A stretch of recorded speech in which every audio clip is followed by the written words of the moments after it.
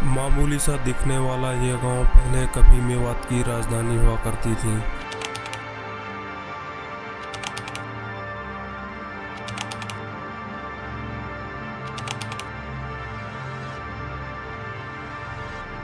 Hello दोस्तों, मैं पहुंचा हूं आज कोटला गांव में, जो नूंह से करीब 15 किलोमीटर की दूरी पर है। ये कहानी है मेवात के कोटला गांव में बने बहादुर नाहर खान के किले की, जो कभी मेवात की शान हुआ करती थी। आज मैं आपको इस किले की ऐसी अनसुनी कहानी बताऊंगा जो शायद पहले आपने कभी नहीं सुनी होगी।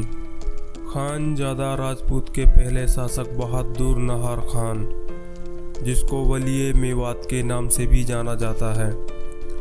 बहादुर खान का जन्म तिजारा के नज़दीकी सरहटा गांव में एक मामूली से जमींदार के घर में हुआ था। बहादुर नाहर अपनी वीरता और बहादुरी के लिए लोगों में जाने जाते थे। इसके बहादुरी के किस्से तुगलक दौर के हैं। जब फिरोज शाह तुगलक 1351 में हिंदुस्तान के बादशाह के रूप में दिल्ली की गद्दी पर बैठा, तो बादशाह ने 2 साल बाद यानी 1353 में 2 फरमान जारी किए, जिसमें जमींदारों का लगान माफ कर दिया। इल्तुतमिश के अहद में जो जागीरें यहाँ के सरदारों को दी गई थी, उनको फिर से उनकी जागीरें वापस दी जाएंगी। इससे जो जमींदार फिरोज शाह के बागी थे वो इनकी तारीफें करने लगे, और जो सरदार इनके खिलाफ थे वो इनके साथ हो गए और सेना में लोगों को भर्ती करने लगे, जिसमें मेवात के लोगों को दिल्ली की सेना में हाथों हाथ लिया जा रहा था। लखनपाल के पुत्र सांबरपाल, जिसको फिरोज शाह के नज़दीकी काम करने का मौका मिला। जब फिरोज शाह शिकार करने के लिए रवाना हुआ, तब सांबरपाल भी फिरोज शाह की हिफाजत के लिए उनके साथ शिकार पर गया। शिकार करने के दौरान फिरोज शाह का मुकाबला एक शेर से हुआ, जो बहुत ही खतरनाक था। तब सांबरपाल ने शेर पर जोरदार हमला किया और शेर को उसी वक्त मौत की नींद सुला दिया।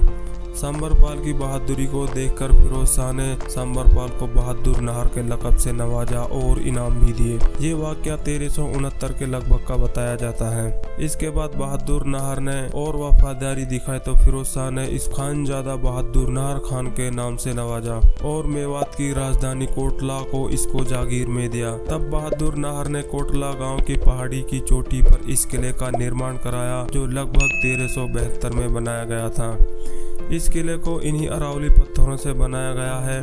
कहा जाता है कि बहादुर नाहर फिरोज शाह के लहजे से इतना वाकिफ था कि उसने इनके कहने पर इस्लाम धर्म को भी कबूल कर लिया। इसका इतना वफादार था कि फिरोज शाह के मरने के बाद भी बहादुर नाहर इनके पोते अबू बकर का साथ दिया और हर बुरे वक्त में उनकी मदद की। सन 1388 में फिरोज शाह के मरने के बाद इनका बेटा जफर खान दिल्ली की गद्दी पर बैठा, लेकिन 5 महीने 8 दिन बाद कुछ रियासत के गद्दारों ने इनके वजीर और जफर खान को घेर लिया और मौत के घाट उतार दिया। इस हत्या के बाद इसका बेटा अबू बकर को दिल्ली की गद्दी पर बिठाया, जो जफर का लड़का और फिरोज शाह तुगलक का पोता था।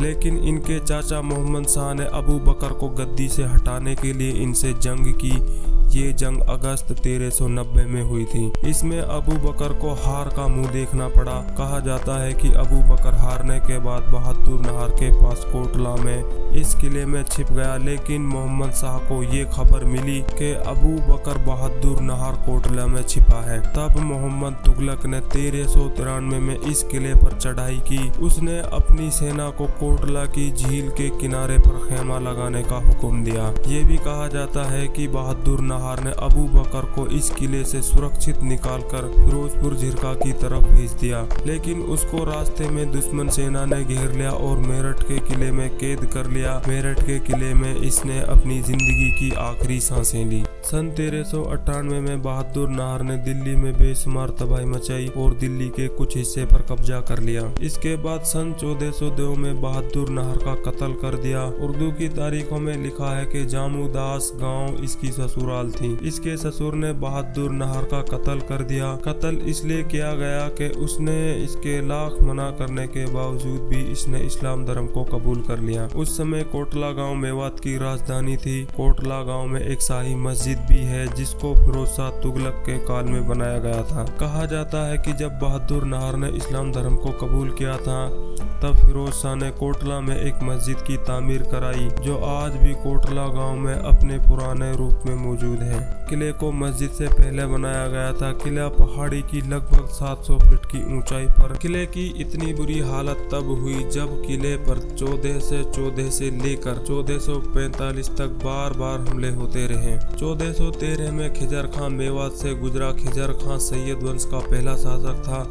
खिजर खां ने 1414 में तुगलक वंश को खत्म कर दिल्ली की सत्ता को हथिया लिया और दिल्ली की गद्दी पर बैठ गया। तुगलक वंश को दिल्ली की गद्दी पर बिठाने में मेवातियों का बहुत बड़ा हाथ था। खिजर खां तुगलक वंश को गद्दी से हटाकर खुद बैठ गया, इसीलिए मेवातियों की खिजर खां से दुश्मनी हो गई। मेवात के लोग इन पर भारी होते जा रहे थे। तब खिजर खां ने मेवात पर 1421 में हमला किया, जिसमें खिजर खां ने मेवात के बाजारों में तबाही मचाई और कोटला किला और इंदौर का किला, इन दोनों किलों को खिजर खां ने बुरी तरह से नष्ट कर दिया और इनको वीरानी में अकेला छोड़ दिया, जो आज भी वीरान है।